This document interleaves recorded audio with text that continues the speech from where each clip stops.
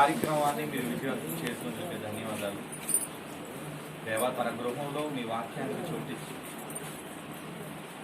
తన జీవిత పరమార్థాన్ని కుమారుడు ఎరిగి తాను తెలుసుకున్న అనేక సత్యాలను తండ్రి పరిసర గ్రామాలు